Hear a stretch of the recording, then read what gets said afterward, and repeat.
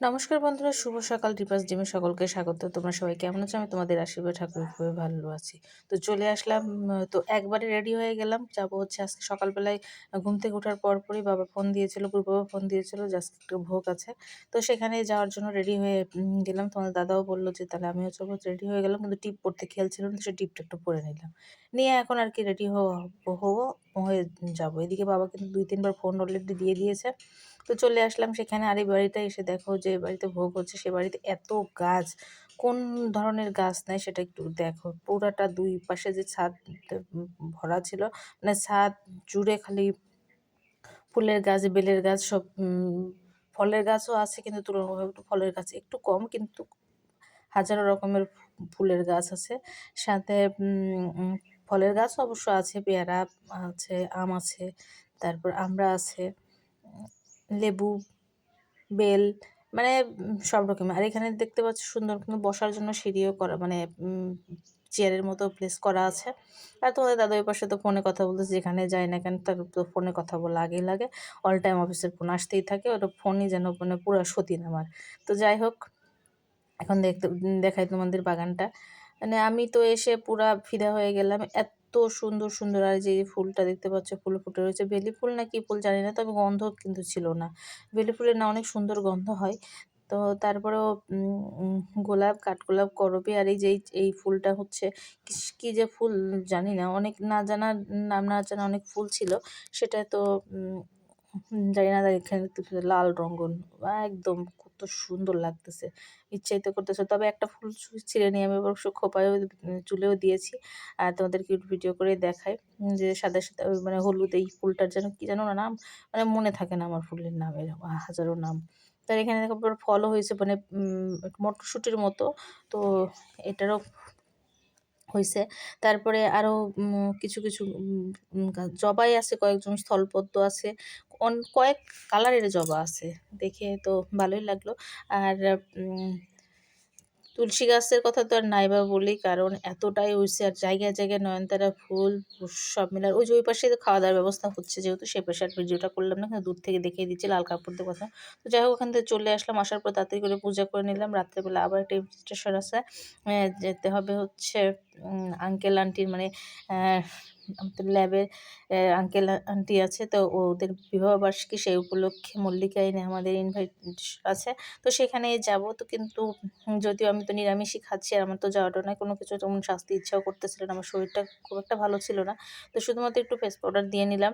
আর এই দেখতে পাবো শাড়িটাই পরলাম, আর কানে লিপস্টিক দিয়েছি। কোনো মানে বিশাল কোনো সাজি নাই, মানে নর্মালি। তো নেল পলিশ দিতে খেয়াল ছিল না, নখগুলোর অবস্থা কেমন, অনেকদিন পরিষ্কার করা হয়নি।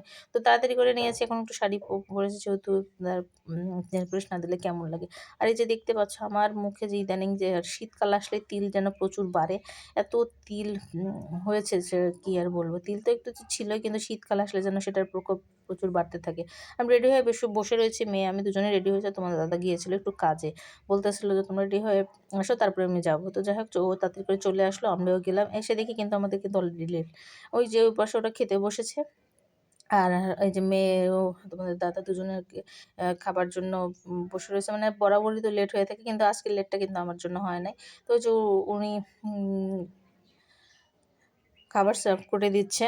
তো এখানকার যারা দায়িত্বে আছে, তো যাই হোক, আর ওই পাশে পুরোটা সবাই মিলে বসে পড়েছে, এই পাশে আমরা বসলাম। খাবার আইটেমে ছিল হচ্ছে মাটন বিরিয়ানি, আর রোস্ট ছিল, আর হচ্ছে সালাদ, এই আর কি, কোল্ড ড্রিঙ্কসও ছিল। তো দেখতে পাচ্ছ সবাই মিলে খাওয়া দাওয়া শেষ। সেটাই বলতেছিল যে শুধুমাত্র ছবি কিন্তু উঠাচ্ছ, কিন্তু খাওয়া দাওয়া নাই।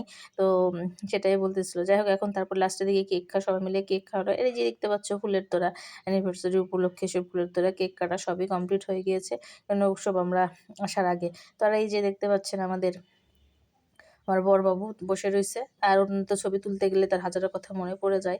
আর এখানে আবার একটু গানেরও আসর চলতেছে, যে এই আঙ্কেলটা আবার গান গাইতেছে। উনি একজন ডক্টর, মানে সবাই এখানে ডক্টরদের নিয়েই আর কি সকল।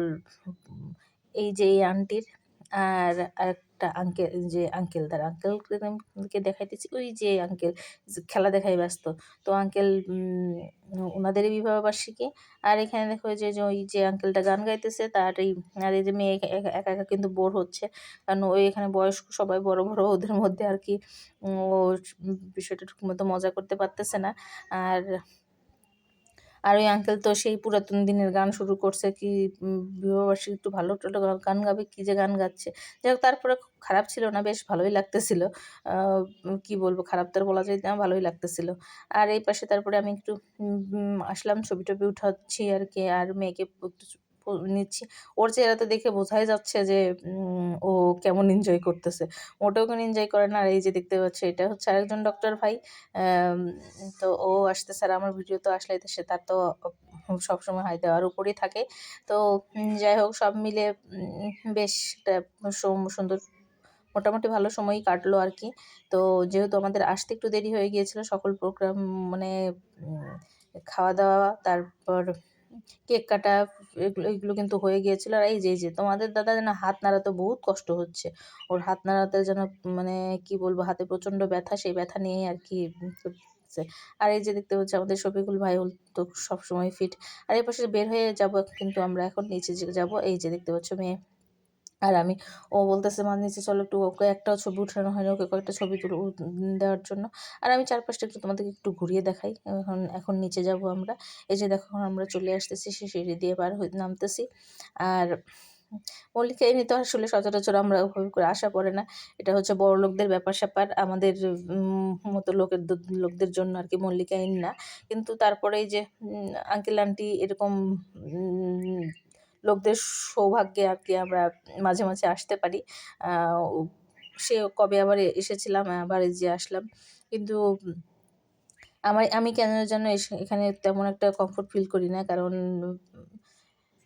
এই জায়গাটা আসলে আমাদের জন্য কি না জানি না, কারণ এখানে অনেক বড় বড় ব্যাপার-স্যাপার। তো যাই হোক, তারপরেও আসলে কিন্তু খারাপ লাগে না, বেশ ভালোই লাগে। তো এই যে দেখতে এখন কিন্তু অনেক ছবি তুললাম, ভিডিও করলাম, প্রচুর ছবি তুলেছি, ভিডিও করেছি। এখন কিন্তু মল্লিকা ইনকে আর কি বিদায় দিব। বিদায় দিয়ে বের হয়ে যাবো। সেটা একটু তোমাদেরকে একটু বাইরের ভিউটা একটু তোমাদেরকে একটু হালকা করে দেখিয়ে দিচ্ছি। আর এদিকে তোমাদের দাদাও তাড়া দিচ্ছে, তাড়াতাড়ি চলো, তাড়াতাড়ি চলো। তো ঠিক আছে, এখন এই তো চলে যাব, এখন আমরা বের হয়ে যাব সবাই। এই রোডটায় আসলে না পুরাটা মানে বিদেশ একটা ভাব অনুভব হয়। চলে আসলাম কিন্তু বাড়িতে এসে এখন ফ্রেশ হয়ে নেবো, শুয়েও পড়বো, অনেকটা রাত হয়ে গেছে, প্রায় 10:30 বাজে। অবশ্য ফ্রেশ হতে হতে তো আরও একটু টাইম লাগবে। 10:30টার সময় আমরা চলে আসলাম, যেহেতু শীতের রাত ছিল।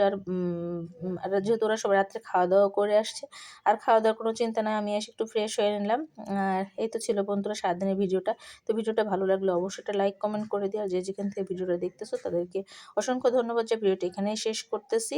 আর ভিডিওতে কোথাও কোনো ভুলভ্রান্তি থাকলে অবশ্যই ক্ষমা সুন্দর দৃষ্টিতে দেখো। আর আমি কিছু আর খাওয়া দাওয়া করি নাই, একটু কোল্ড ড্রিঙ্কস খেয়েছিলাম, আর ওখানেই খেয়েছি যে মানে ভোগের বাসায় খেয়েছি, সেটা খাওয়াই মনে হচ্ছে পেটের খাবার যাচ্ছে না, এই তো একটা অবস্থা।